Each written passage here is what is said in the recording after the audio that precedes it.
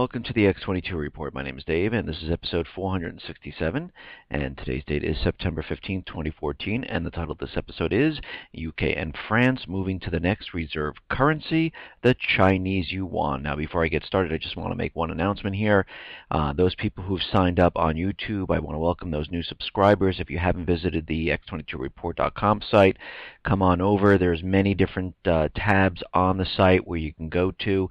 We have the People, which is a forum of like-minded people that are basically talking about the economic collapse. Now, it is completely free to join. If you are hesitant to join, you can still read the forum and read what everyone is saying. And then once you decide and you feel a little bit more comfortable, you can go ahead and sign up, use an email address, make one up. It doesn't really matter. Just confirm it. You can pick your username, a handle, or anything like that. You can upload an avatar or picture, whatever you want to do that represents you, and you can join in on the conversation. Also on the X22report.com site, there are many other tabs. I have Sentinel alerts where I comment on different articles that are coming out, and I also put the MP3 version of the report on the home page, so you can see it there and you can listen to the reports right on the home page.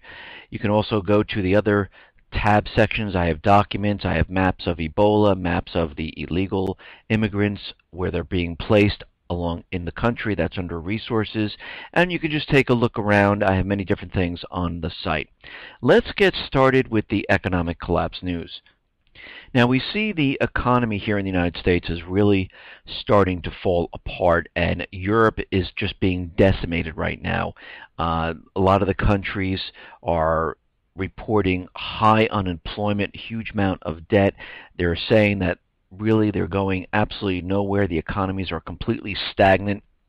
Here in the United States, of course, the corporate media, the government is trying to spin that retail is really doing well, real estate is really doing well, but what we're seeing is that retail is really getting hit very hard. I mean, if you look around at many different companies like Darden, Yum Brands, McDonald's, they have all reported dreadful results. We see Sears, Radio Shack, JCPenney, all having problems. Staples closing hundreds of stores. I mean, Radio Shack is closing like 1,100 stores. We see Target and Walmart.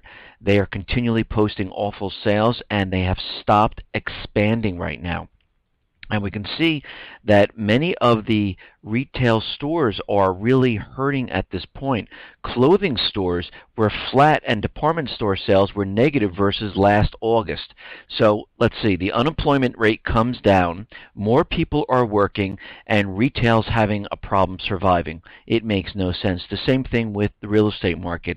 We're coming out of the summer time where this is the hot season for real estate, and we're starting to see that prices are starting to level off, prices are starting to fall, things are starting to really go downhill really fast. And then we see Wells Fargo is out there trying to say, oh, it's very easy to get a mortgage today. We're taking in subprime people. You only have to put like 1% or 3.5% down, and in special circumstances, you'll need no down payment. And they're just trying to bring in anyone they possibly can now to take out a mortgage.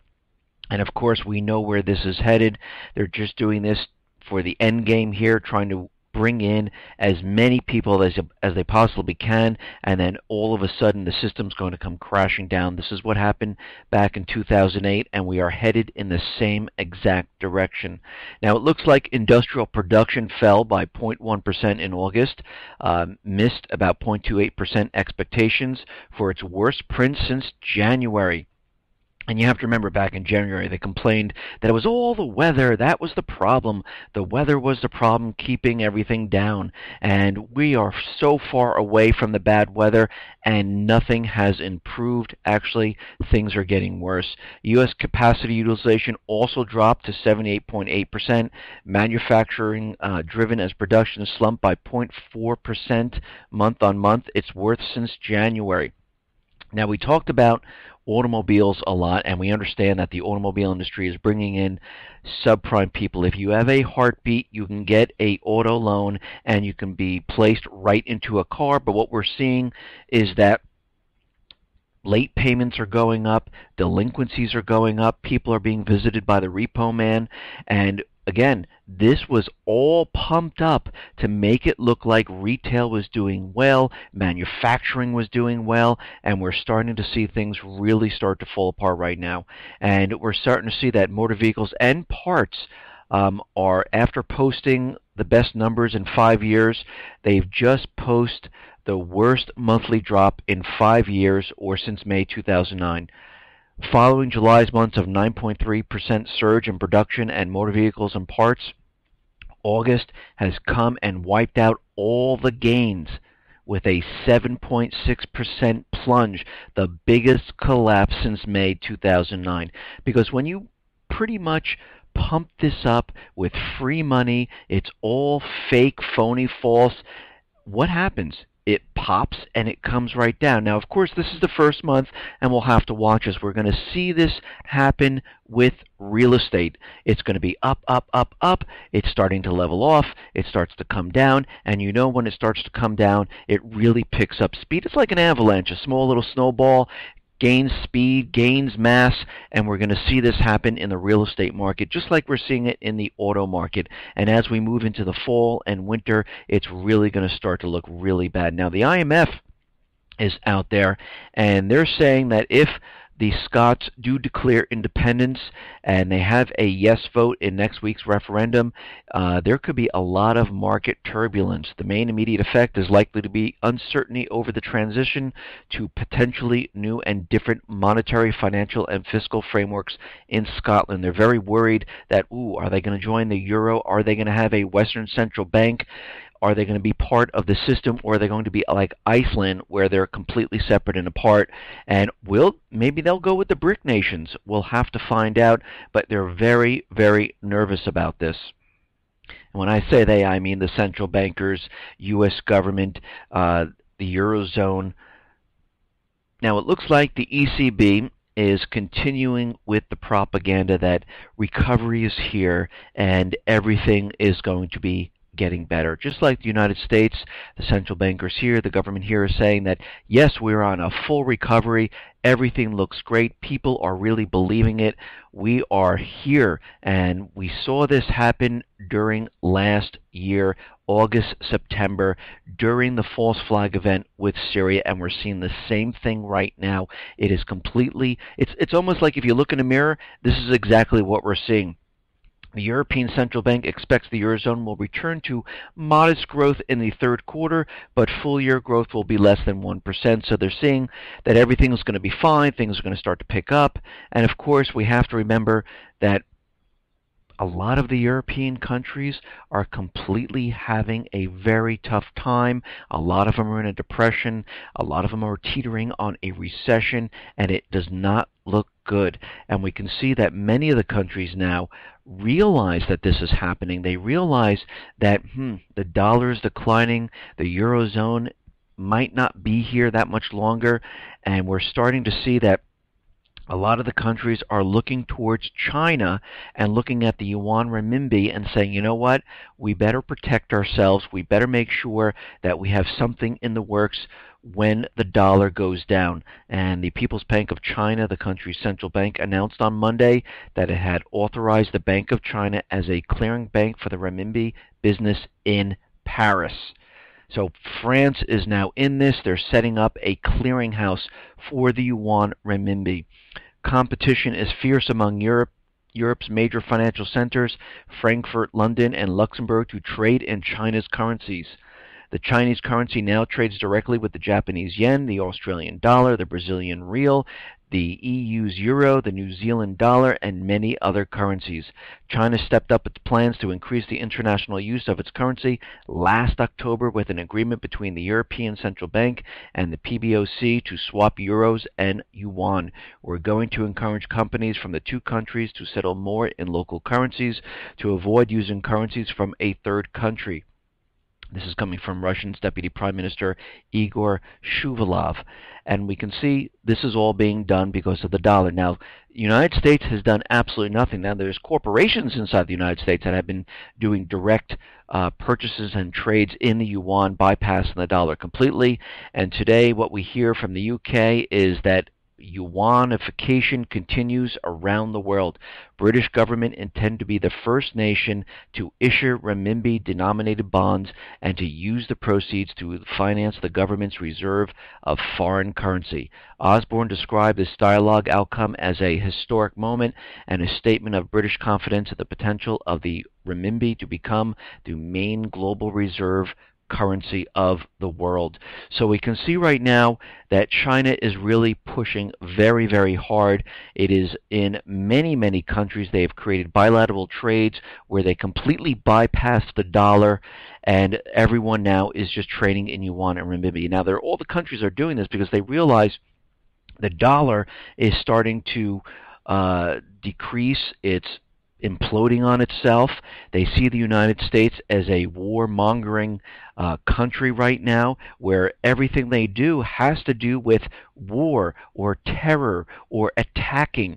This is all we hear at this point. We don't hear, let's beef up the economy, let's create an economic ties with other countries. We're hearing none of this.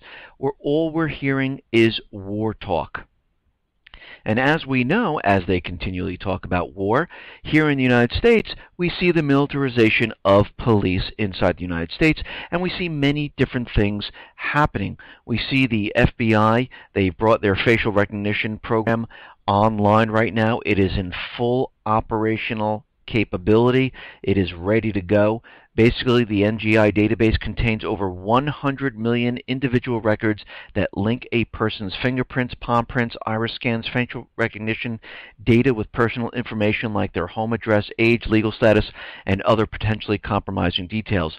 Perhaps the most controversial aspect of the NGI is the facial recognition information, which civil liberties advocates have said for years is among the most serious future threats to American privacy.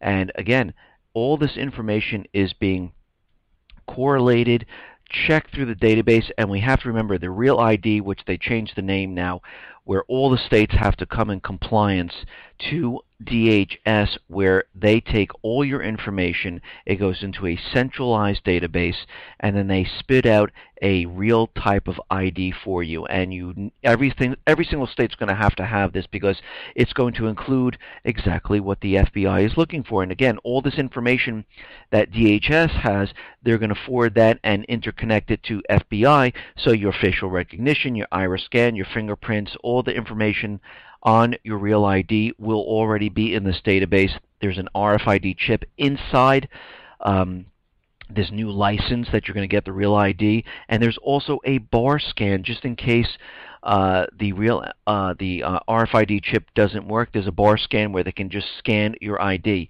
Now, I know there's many states that are not cooperating in doing this, but eventually they will stop you and will not let you get on a plane unless you have one of these.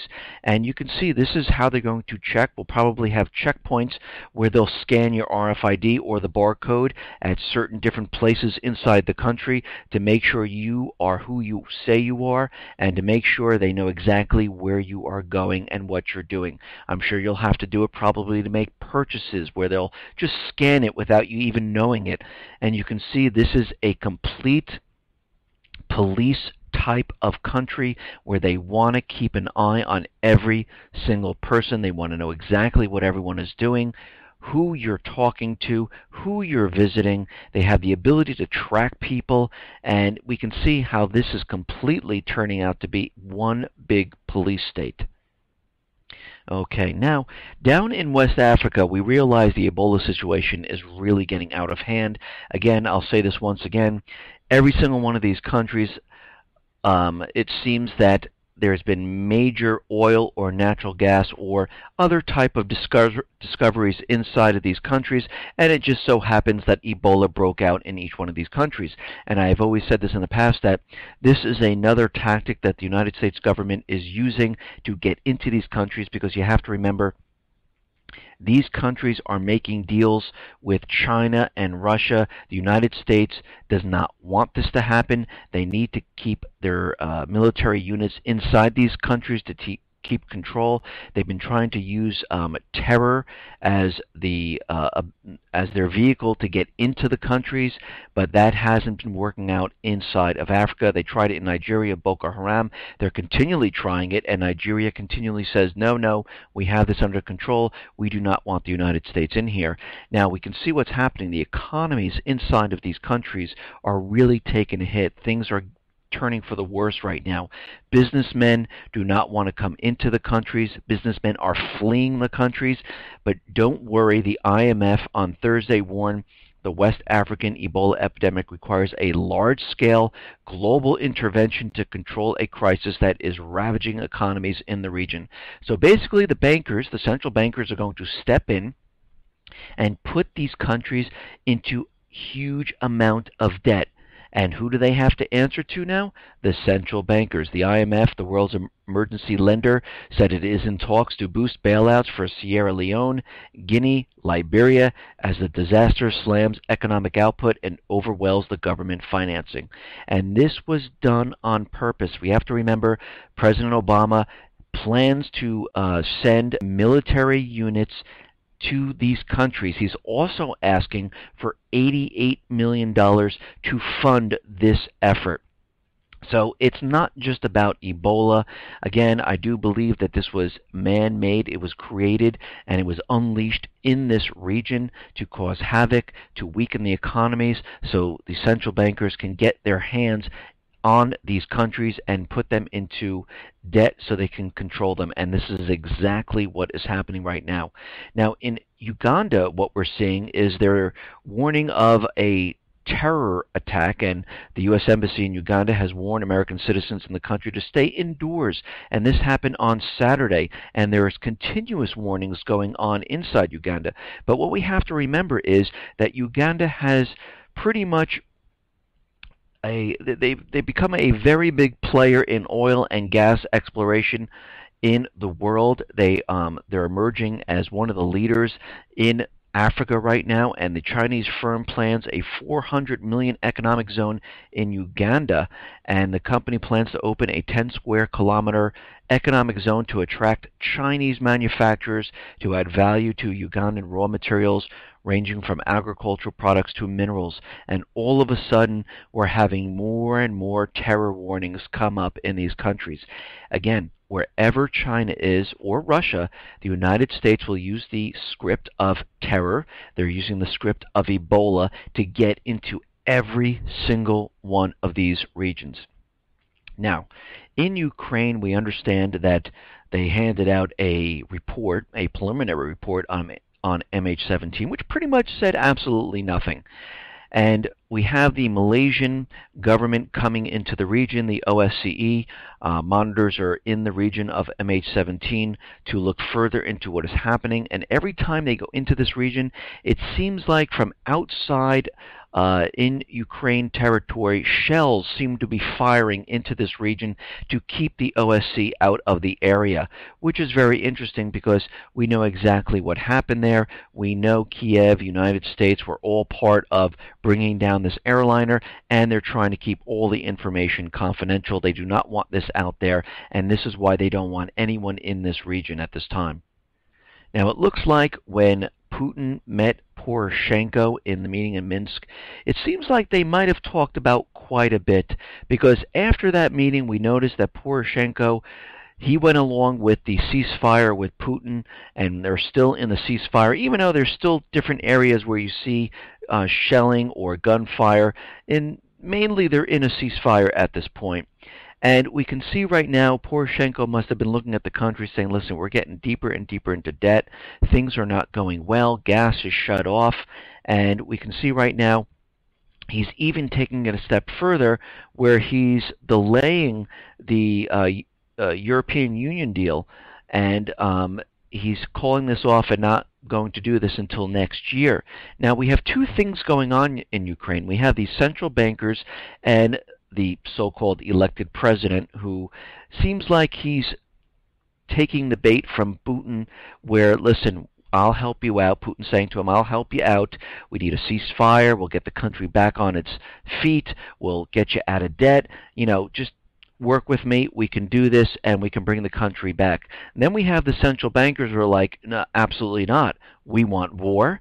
We don't want to have anything to do with Russia. Russia is the evil country, and we're going to do everything we possibly can not to go along with this. And during the ceasefire, of course, they have to have a military type of drill.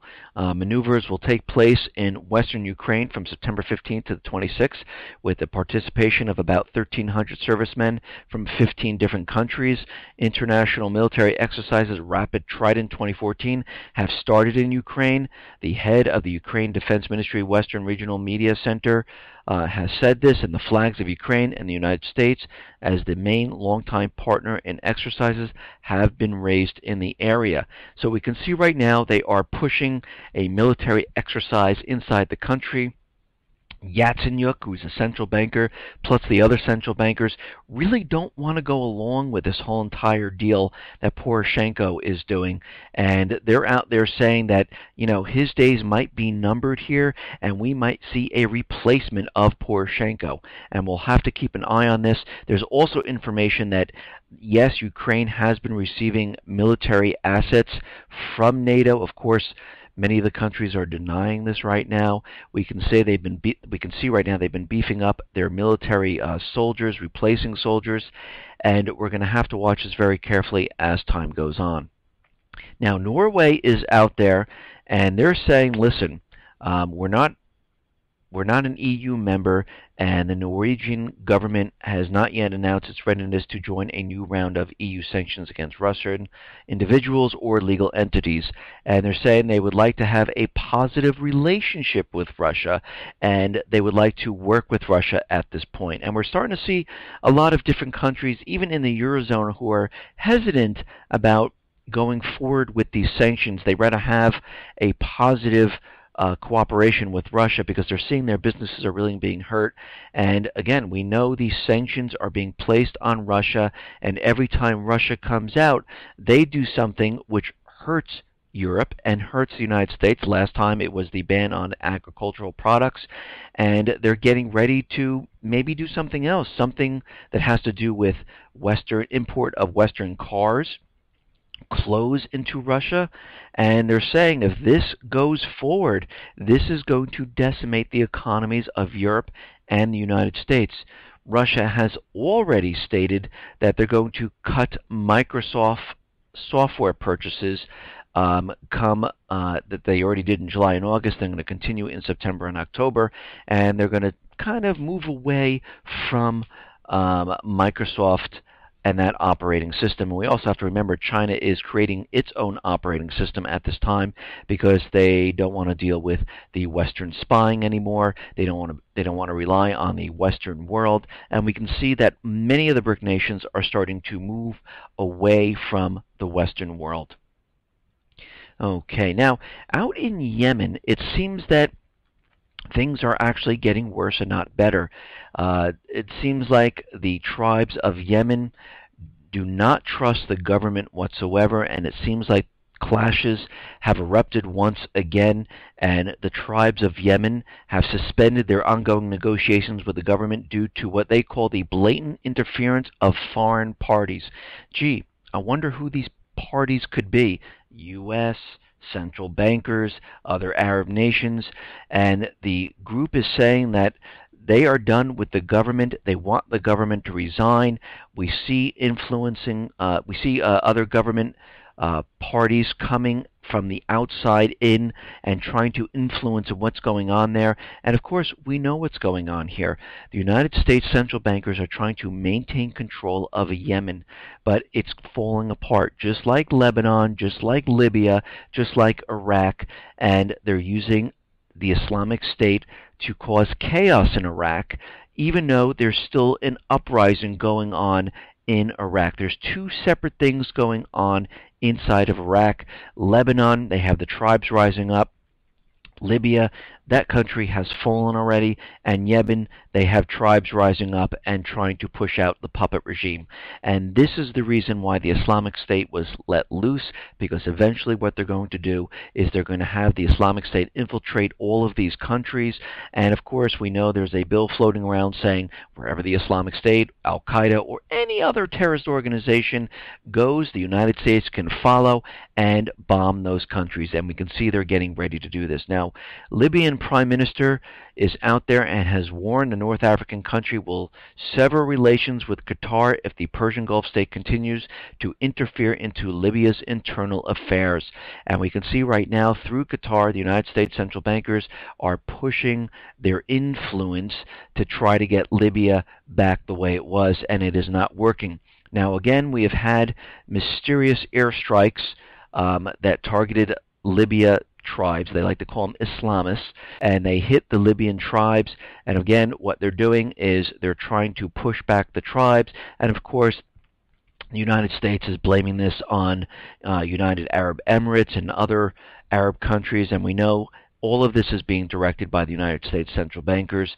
None of these countries are not going to do it without the authorization from them. And we can see right now these airstrikes hit western town near the capital of Tripoli. They hit an ammunition warehouse. Of course, we know why this is happening. The tribes have already taken over Libya, and they're trying to continually push them back and back and back, but it really isn't working because air power doesn't work. You actually need ground troops, and they are getting prepared to go into Libya. Everything is being prepped right now. They're just waiting for the green light. Now, Israel is out there, and if you noticed, the Islamic State is kind of staying away from Israel. Well, we know the head of the Islamic State is a Mossad agent. We know they work with the United States, with UK, to create the Islamic State. And of course, Israel comes out with a statement saying, oh, we'll get involved if it's impacting Jordan. Well, that's a safe thing for them, because we know it's not going to impact Jordan, because Jordan was the place where all these people were trained, supplied the weapons, and this is the launching pad for many of them. So, of course, this statement is absolutely meaningless. The Islamic State is only going to those countries where the United States, Israel, UK need to get into, and that would be Yemen, Libya, Lebanon, Iraq, and eventually Syria, then Iran. And we can see those are the only places where the Islamic State wants to go. Now, Russia is out there, and of course the United States is trying to form this coalition, and Russia is out there saying, well, don't you think it would be critical to have us in the fight against the Islamic State? I mean, it only makes sense. I mean, here we are, we're backing Assad in Syria. We have great relationships with Iran, and we would like to remove terrorism from this region also. But guess what? They're not asking Russia for any type of help, actually, because they know eventually they'll be fighting against Russia, because this whole thing is a smokescreen to get into Syria and then eventually get to Iran. And Russia is out there saying that it's hard to see how the situation in Syria resolves without Russia playing a constructive role. Russia is also saying that, you know, Russia and the United States have shared interests in defeating Islamic State. Now, of course, we all know that the Islamic State is not a terrorist organization. It is a group put together by the United States, UK, and Israel. Of course, what has happened, the Free Syrian Army was made up of Al-Qaeda, Islamic State, and other paid mercenaries around the world. And of course, when the independent media was out there saying, hey, you know, you're funding the Free Syrian Army, it's really Al-Qaeda, the government had to come out and say, well, and then of course it was picked up on the corporate media, listen, we're not funding the Al-Qaeda portion, we're only funding the moderate portion. And they had to break off some of these groups, and one of the groups was the Islamic State. But as we know, they're really all part of the same system. Now, it seems like John Kerry and the Ayatollah are in some type of battle about how Iran is or was asked to join the coalition, and the Ayatollah says, well, we're not going to join it because we see what the United States mission is to get into Syria, and John Kerry is out there saying we never even asked Iran. And I think what is happening here is the Ayatollah saying, like, even if the United States did ask Iran, we wouldn't get involved because we know the true mission of the United States central bankers, and that is not to fight terrorism, that is to get Assad. And you have to remember, Iran and Assad and Syria have a mutual agreement. They will come to each other's aid if there is a war that has broken out and they need assistance. And of course, John Kerry is out there saying that, listen, we are not coordinating with Iran, we're not working with Iran, period. So right now, Iran is out. They don't want them involved, and it doesn't really matter because Iran wouldn't join in even if they were asked. Now, it looks like Turkey is being bombarded with mortars coming from Syria at this point. They're saying it's from the Islamic State, and it's hitting Turkey. And of course, Turkey is saying that, listen, we're staying out of this because, of course, as we know, the Islamic State uses Turkey to maneuver and move the oil out of Syria into Iraq, through Turkey into Europe, and they sell the oil to Ukraine, to other European nations. And this is exactly what's happening. And of course, they're trying to, the United States would like Turkey to get involved, but they're staying out of it right now. And it looks like they've had the Islamic State turn on Turkey and started firing mortar shells into that area to try to bring them into this whole entire fight against the Islamic State. Now, there was an NBC Wall Street Journal poll out there, and the poll says that 68% of Americans don't think Obama will succeed against the Islamic State. Well, it seems like he really doesn't have the backing of the U.S. people then, does he? Because they're sitting back right now looking at the poll numbers, looking at Congress, and they're trying to figure out, is this enough to go forward? And right now, I really don't think it is enough to go forward at all. Now, the EU ambassador to Iraq admits that they're funding ISIS by buying their oil. European countries are unwittingly funding the Islamic terror campaign by buying oil from the Islamic State-controlled oil fields, claims a top EU official. Now, we knew this weeks ago at this point, and now all of a sudden they're coming out saying, yes, we have been buying the oil. And again, to really stop the Islamic State, all we'd have to do is cut them off and no one buy this oil. But why is everyone continually buying it, and what are they using to buy it in? The U.S. dollar. This is why the United States central bankers have done absolutely nothing to stop them. Think about this once again. When the tribes of Libya were rising up and they took control of the ports and the oil fields, they loaded up a tanker with oil and they were setting out to sea to sell it to anybody. And it doesn't matter what type of currency they used. It could have been gold, silver, euros, yuan, rubles. And in a matter of hours, it looked like, the naval SEALs jumped on the ship and brought that ship right back. The Islamic State is making $3 million a day selling oil, and the central bankers, United States government, does absolutely nothing. And the reason for that is because they are controlling everything that is going on right now.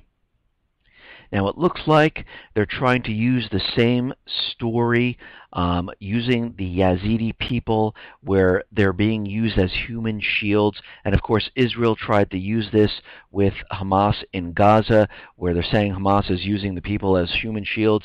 And the story is coming out that Islamic State is using Yazidi hostages as human shields to protect themselves against U.S. airstrikes. Of course, this is all propaganda to get everyone convinced that, oh my God, these people are terrible. They're using these people as shields as the United States is bombing in this area.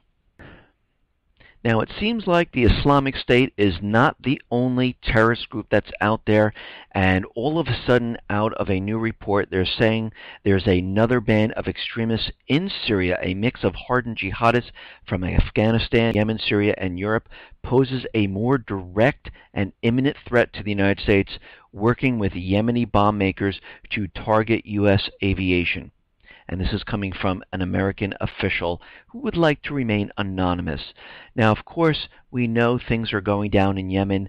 The United States central bankers are losing control, so they need to bring Yemen into the picture right here, into the fold. At the center is a cell known as Khorasan Group, a cadre of veteran al-Qaeda fighters from Afghanistan and Pakistan who traveled to Syria to link up with al-Qaeda affiliate there. I don't know if I'm pronouncing this right, but Khorasan Group plotting with al-Qaeda's Yemen affiliate shows that despite the damage that the years of drone missile strikes has done to the leadership of core al-Qaeda in Pakistan, the movement is still very threatening to the West. It has been rejuvenated in the past year as al-Qaeda offshoots have grown in strength and numbers, bolstered by a flood of Western extremists to a new terrorist safe haven created by Syria's civil war. So now they're bringing in another terrorist group because they need to pretty much convince everyone that in each one of these countries there are terrorist groups that are rising up. And of course it is the people of these countries, it's the tribes. Their main concern right now is kicking out that puppet government, taking back their country, and reforming a new government and living in peace and selling their oil to bring revenue into their country. But the central bankers will not let this happen. Now it looks like the United States is not going in front of the UNSC for authorization to go into Syria. It seems like they're waiting for something to happen. They're not presenting this right now to the UN Security Council. And of course, what they're waiting for is some big event. Because if they go to the UN Security Council right now, what is their motivation of getting into Syria? Because there's a terrorist group in there? Well, you can't go into a sovereign nation with that type of information. It really doesn't work. The United Nations, of course, will say no, and Russia will be out there, no, we veto this. So they know they're not going to get anywhere with the United Nations in helping them get into Syria. And again, the United States has not been attacked by Syria whatsoever. This is a terrorist group that is now in Iraq, and they're already bombing in Iraq, but their real mission is to get into Syria, and they are waiting for this special event where they can say Syria combined with the Islamic State attacked the United States, and this is what they're trying to do at this time. Now Russia is out there, and they're going to provide military support for Iraq and Syria right now. They're bolstering up the forces, bringing in more military assets to help them fight the terrorism group. And of course, this puts Russia on the other side because the United States believes that Assad is a terrorist, and it also believes that he is not the elected official. So eventually what's going to happen is it will be the United States and the other private Western Central Bank countries on one side.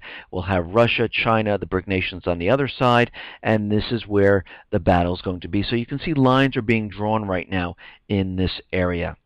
And of course, Obama, after his speech, he is out there saying that if Syria government were to shoot down an American military plane, he would consider this an act of war, and the United States would be forced to wipe out Syria's air defenses. Obama also added that an attack against the Syrian air defenses would be a much easier task than attacking his pet Islamic State terrorist group and other related groups, because they're really not going to hit the terrorist groups. They're really going to hit the Syrian armed forces. They would like to go into the airfields, and they're trying to figure out a way of getting in there. I believe they already have it planned out, and we're just waiting for it. That's pretty much it. And you can see that everything has been targeted. They had drones flying over, picking out the specific targets in Syria, getting ready for the operation. Now, former head of the CIA, General Michael Hayden, says American Special Operation Forces could be involved on the ground in Syria as part of President Obama's plan to confront the Islamic State. Hayden predicted that by December, some 5,000 American personnel would be engaged in the fight against the Islamic State on the ground overseas. Now, I'm going to say this number is going to be much, much higher because already we have about 2,300 advisors, military personnel on the ground right now, combat ready, and we can see this number going much, much higher once the event occurs. Now, it looks like the Syrian opposition is revamping forces on the ground. They're getting ready, and they're trying to strengthen the group. And we know that Syria and the Islamic State, I should say the Free Syrian Army and the Islamic State signed a non-aggression pact. And what's happening now, it looks like the Free Syrian Army is starting to merge with the Islamic State, and they're saying that a lot of the men inside the Free Syrian Army are defecting over to the Islamic State. Now, of course, we knew this was going to happen. We knew they were going to be combined, and we have to understand they need to keep these two separate. Once they were together, but they needed them separated because they had to show that we were arming the Free Syrian Army. They were the moderates. The Islamic State, which was made up of Al-Qaeda, paid mercenaries, some Free Syrian Army folk that were in there, most of them not even Syrian, and they needed them to go into Iraq to create this terror group. So they split apart right now. Now, of course, they have this non-aggression agreement, and now they're starting to merge, and we can see that this is really starting to move forward here.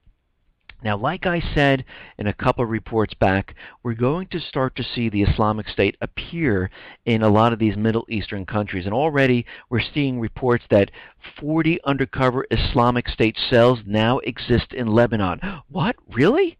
Yes, because the tribes are rising up. We have military assets being flown into Lebanon. The U.S. is backing them, bringing in more machine guns, bullets, you name it, missiles. It's going into Lebanon to fight the tribes. And now all of a sudden, there are sleeper cells inside Lebanon, and they know this. Some other causes for concern are the members obtain encrypted digital communication devices, pistols with silencers, and fake university identification. They have been told to wear normal everyday clothes and go to nightclubs and cafes and to blend in. And of course, what we're going to see is most likely a bombing or something that occurs in Lebanon. They'll say this is the Islamic State. They're inside there. This is one of the cells, and they took out a business or something like that, and now wherever the Islamic State is, that's where Obama can go, and we can see how they're playing this up really, really big. Now, it looks like the United States, UK, Israel, they are following the script because we saw another beheading.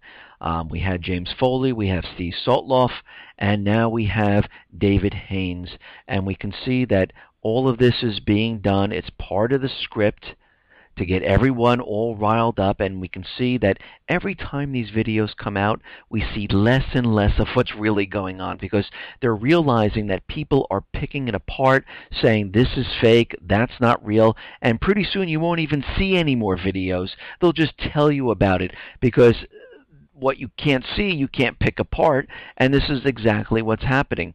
They're trying to use this to bring the people together to say we need to go into the Islamic State. But I don't really think it's working.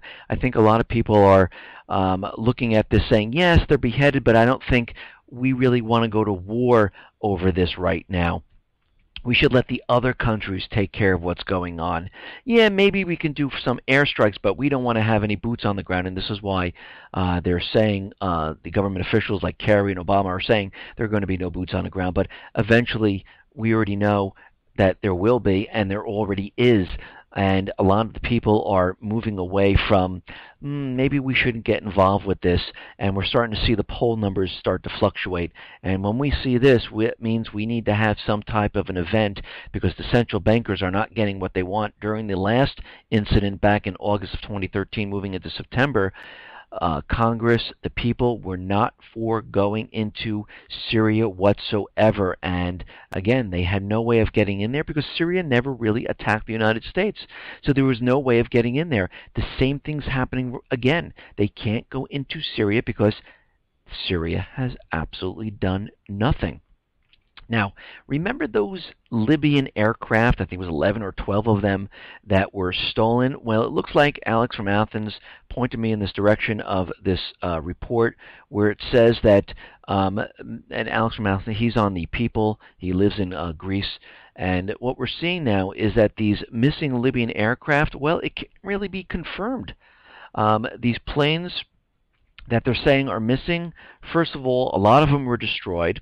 They're saying none of them were taken off.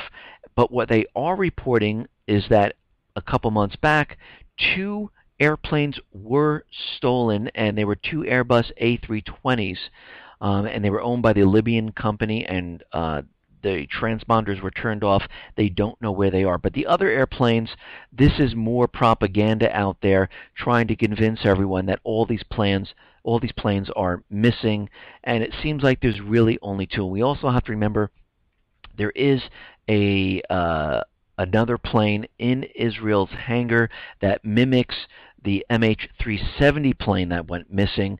It is the same model, except it has a longer range of flight than the one that went missing. And we can see with all these planes missing, something could occur. Our government officials are out there telling us that, yes, something could happen. Obama is continually playing everything down. Ebola is not coming into the United States. You don't have to worry about it. DHS, FBI, and Obama all says they are not seeing any type of threat to the United States from the Islamic State. And this gives us concern right now because, again, DHS, FBI never told us anything. They never said anything about the Boston bombing. They never reported anything in 9/11. So right now they all just played it down during this time. There were never any alerts, and they're doing the same thing right now. They're kind of playing it down, saying there's nothing really out there. And this shows us from all these incidents that they really, the whole apparatus that they constructed does not stop terrorism. Or it shows us that they're behind the terrorism. This is why they don't report it. This is why they don't tell you what's coming up, because they're the ones who are creating the terrorism. And we can see right now, if you go to DHS alerts, there's no alerts for any time. During the Boston bombing, during anything else, never any type of alert whatsoever. We do see other countries raising their alerts. Australia has raised their alert. UK has raised their alert. And the United States is saying we see absolutely nothing because we know right now the FBI, DHS, CIA, Israel, and other countries are all going to be involved in creating this event to convince all the countries, the people of the United States, that we need to go into Syria. Now, they have to do something where Syria is involved. They just can't say the Islamic State did this. They need to kind of intertwine Syria into this somehow, some way. Of course, this is why they've been bringing up the chlorine gas reports to feed this propaganda to remind everyone that Assad used chemical weapons when he never really did. And we also see that they have someone in Congress testifying that Assad committed war crimes, which is, of course, never proven. These pictures that they are showing are from a hospital. You don't know where these people were tortured whatsoever. And, of course, if he was an inside man, and his codename is Caesar, he would have had pictures inside the prisons showing the torture go on, but anybody could take pictures in the hospitals afterwards. They also show the pictures of the gassed victims, which doesn't show who did it either. It just shows the aftermath of what had happened. And we can see right now they're trying to link Syria with the Islamic State, but this is all kind of falling apart. But again, they do have something planned. This is all propaganda they're using right now, and they will push forward this event. Listen, everyone, thanks a lot for listening. Be well, be safe, and especially be prepared. Thanks a lot.